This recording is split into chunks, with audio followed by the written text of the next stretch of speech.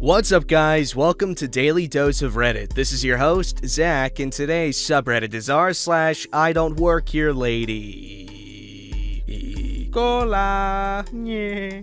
Okay, this story's called I'm Not a Tour Guide. Usual disclaimer, on phone, English not my first language. About 11 years ago, my wife and I got engaged. My mother-in-law decided to gift us with an expense-covered trip to Paris as an engagement gift. So we found ourselves spending a week in Paris enjoying the city. Also, we met an old friend. My friend, nicknamed Indy, was doing a postgraduate degree in Paris. We met a couple of nights and we scheduled to visit the Louvre together. Next day, we met outside the Louvre. Along with Indy was his girlfriend. She was a history of arts major, slightly important for later, from Norway. Indy was an archaeology postgrad. He has, since his preteen years, an obsession with ancient history, important for the story. Also relevant to the story, my wife likes to read a lot of history books. We start our tour in the Louvre from the Roman section with Indy taking the role of explaining what we were seeing. Now, because of his girlfriend, we all speak English. We pass the Roman section, followed by Greek, stopping on the Aphrodite of Milos. In that section, Indy really took off with his explaining, not only with Aphrodite, but with the muses as well, statues of them in the same section. Then up the stairs to take pics of Nike and onwards to the Renaissance section. On the way towards the next section, we stopped in a room that had models of some of the wonders of the ancient world. One of them was a model of the Temple of Zeus in Olympia, and the giant statue of Zeus made from ivory and gold. Indy stops to explain this to his girlfriend, and my wife decides to chip in about cheating in the original Olympic Games. Started a lighthearted banter. They're talking in our native language, and I'm trying to translate to Indy's girlfriend. And then it happened. Here's the cast. There's me, Indy. Stressed mom. Amazed child 1. Amazed child 2. Excuse me, what's the guy talking about? I turn around and see a woman in her 30s and 2 boys. The older one around 8 or 9 years old, and the younger around 6 to 7 years old. Everything on her screams tourist. She wears a sundress, has a small backpack with supplies for the children, we found out later, a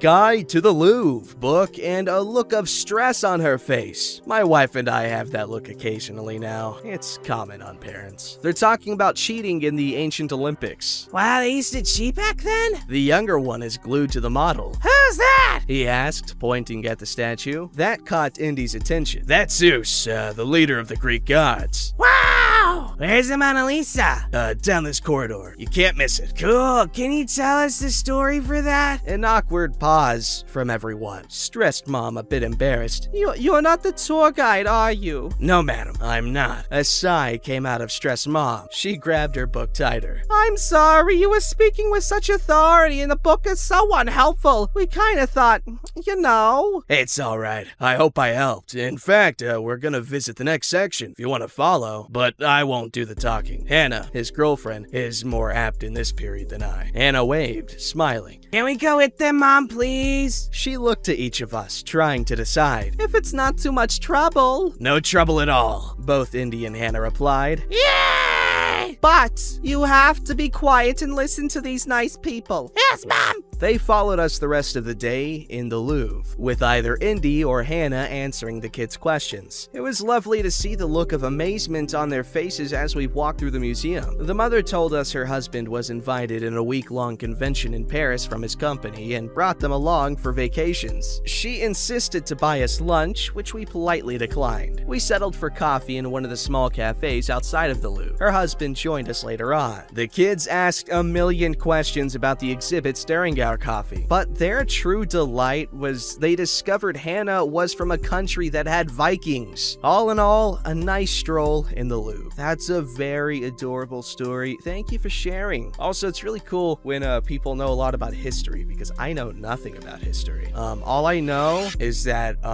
George Washington was the president of England and King George III, the first president of the United States, hated him, and so he was like, yo, and they had a rap battle, and, well, yeah, the rest is history. Abraham Lincoln lifted the immigration ban on black people.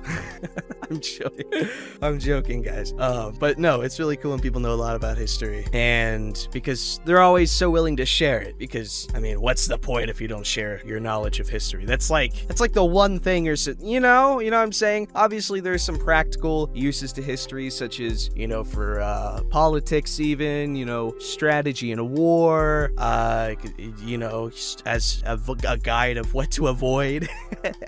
Yeah, it's great stuff. But also, it's just for the stories and the lessons you can get out of them.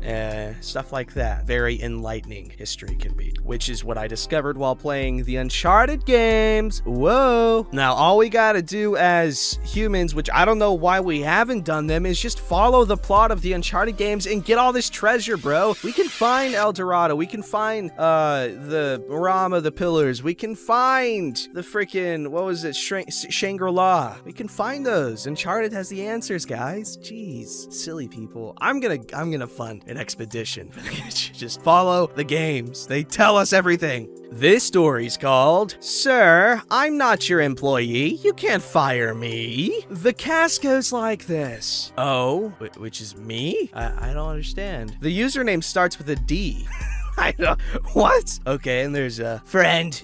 Mother, kid, manager. This anecdote arose a year ago. I was leaving high school with my friend, and it occurred to us to go to a shopping center that was about 15 minutes from school. When my friend and I arrived, we saw a new sports store. We went to see the football helmets. We both play football. No big deal, we're pretty cool. Because I wanted to improve my equipment to a more recent equipment. Yes. I stayed in the store while my friend told me, I'm gonna go find something to eat. If you don't go soon, there won't be anything left for you. So I tried to hurry by choosing one of the models. Whoa, I thought you were at a sports store. Now we're picking models? Whoa. But then a mother with his son approached me, asking me questions about which model is better. I was already in a hurry to go eat with my friend, but this woman brings her son closer to me. He asks if I can help him try on some things. I don't know why, but I agree.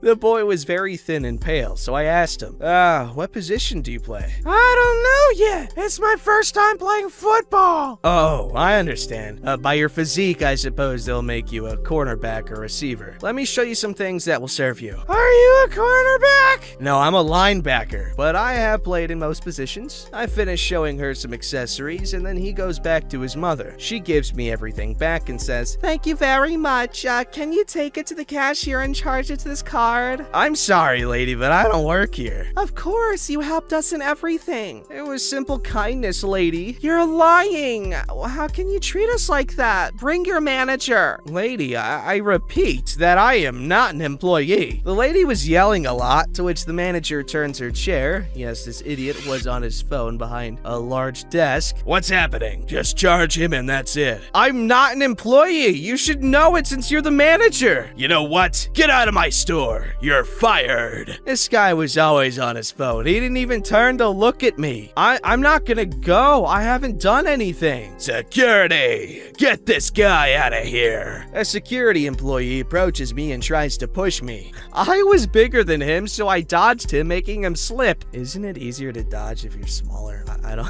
What? Okay.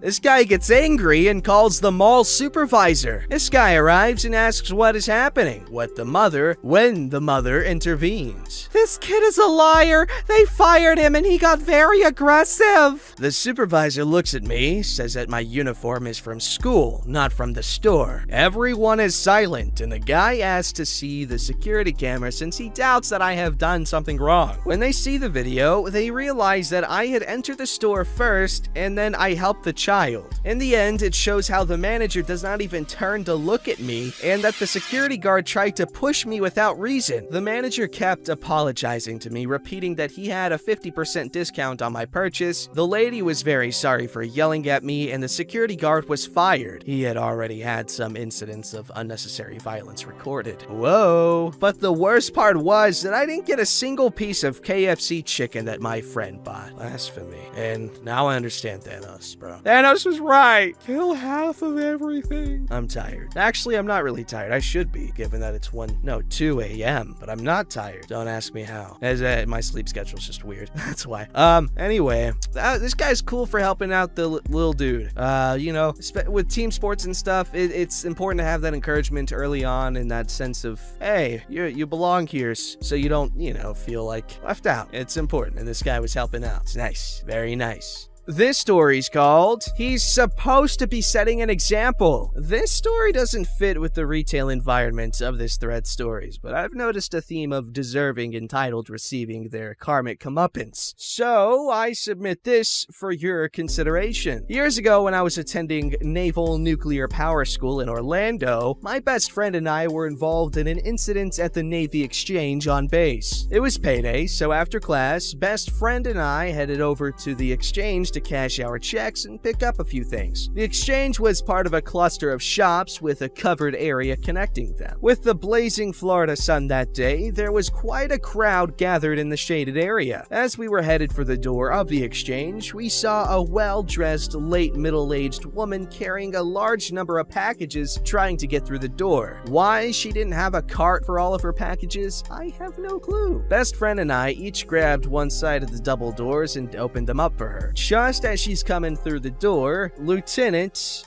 comes charging through, nearly knocking her off of her feet and sending her packages flying. The lieutenant joins with a cluster of other junior officers having a beaver sausage session. I catch the woman's arm to steady her, and once she's regained her balance, I run to get a shopping cart while best friend starts gathering up her packages. When I return a moment later, we put all of her packages in the cart and present it to the woman. She gives us a huge smile and a thank you. Best friend is a bit of a smart mouth and sees that the offending lieutenant is still beaver sausaging with his buddies. He pitches his voice loud enough that he's sure the lieutenant will hear and says, "Our pleasure, ma'am. Some of us don't require an act of Congress to be a gentleman." Even though I'm laughing at this verbal barb, alarm bells are sounding in my head. Sure enough, the lieutenant has indeed heard and is striding our way, red-faced and breathing fire. Best friend and I pop to attention, and he proceeds to ream us each a new one. I must admit, his command of profanity was impressive, and coming from a sailor, that's saying something. During this tirade, I noticed that the lady we assisted has pushed her cart over to another small group of officers, talking to them and pointing in our direction. One of the officers detaches himself from the group and comes striding over. I swear, I have never seen as many scrambled eggs, gold braid, on a hat in my life. And his shoulder boards have 2 stars. It's the base commanding officer. Oh my god, we're done for now.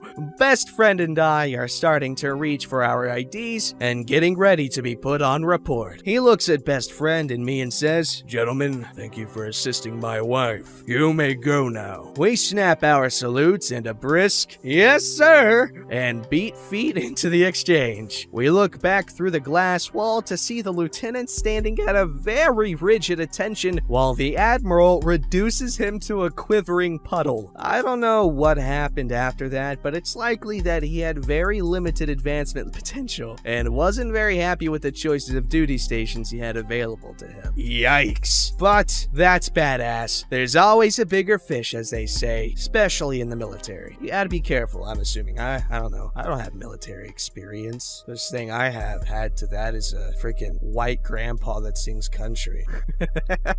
It's a joke. He's a great guy. I love him. This story's called, Somebody Should Complain to the City About the Road Work Being Done Outside Your Building. First time poster on this sub. I honestly never thought I would have anything to contribute here, but I now stand corrected. On mobile and slightly visually impaired, so please excuse any formatting or spelling mistakes. I work reception at a senior's home in a newer neighborhood that's still under development in my city. For about a week recently, a crew was working outside my building to install sewage lines. To do this, they had to tear up the road, and obviously the road was closed while they did that. In order to get to our parking lot and underground parkade, you had to drive about 3 minutes around a grassy area to come in through the other side. Or you could park a 2 minutes walk further away from the doors than you normally did. Another important thing to note is that the city didn't tell us that they were going to start doing this work. My coworkers showed up on Monday morning morning to a closed, torn-up road. Not the most pleasant surprise for anyone. Most people were pretty reasonable about this. They made some casual chit-chat about, "That road work is really inconvenient. I had to drive around to get to the parking lot. At least we could still get in there, though." I would empathize and offer some agreement. Then I would ask them if they have the virus, and we would all be on our way.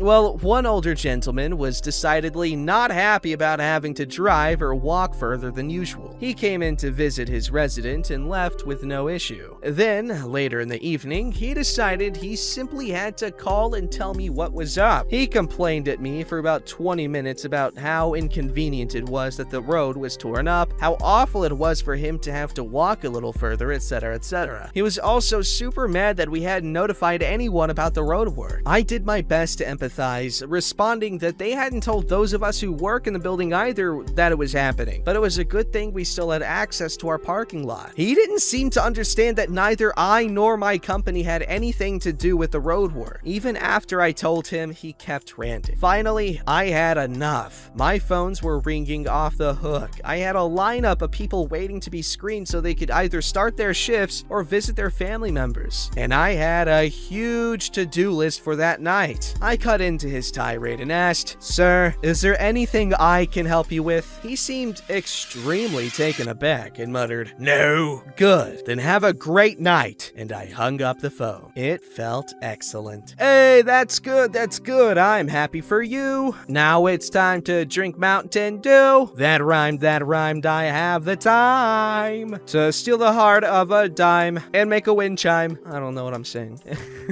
Alright, this story's called Apparently Being Tall Equals Shelf Stacker Obligated to Help. Today, I have braved the wiles of little, I don't know, to do my weekly food shopping. Anyone who's been to Lidl knows the uniform. I was in an Iron Maiden t-shirt and jeans. I seem to be a magnet for people who need help in shops. I'll always help where I can, but only to polite people. As a tall lady, little over 6 feet, I'm constantly asked to reach for things. I usually don't mind. Today I was pondering the complexities of tinned tomatoes when I heard an impatient ahem behind me. Assuming I was in the way, I sidestepped and apologized through my mask. I locked eyes with a woman I assume was in her late 40s, a good foot shorter than me. She proceeds to raise her eyebrows at me and go, "Well, aren't you gonna help me?" While gesturing at the top shelf, the front row had gone. She then asked if I was deaf or just stupid. I smiled through my mask and pushed the tray of tins back a few centimeters on the shelf and walked back off. She followed me through the shop, tutting, muttering something about young people and lazy staff. I heard her loudly complaining about the rude tattooed slob of a shelf stacker at the next hill over. I just turned and waved at her. She went nuclear, and checkout staff was just like, "Ma'am, she doesn't work here. Do you have a points card?" Petty? Yes. Deserved? Absolutely. Holy poo balls, guys! Thanks for the awards. I didn't expect my passive-aggressive shopping habits to resonate so well. Well, it did, and good job. Resonating, vibing, good job. The Dwemer were particularly good at tonal manipulation.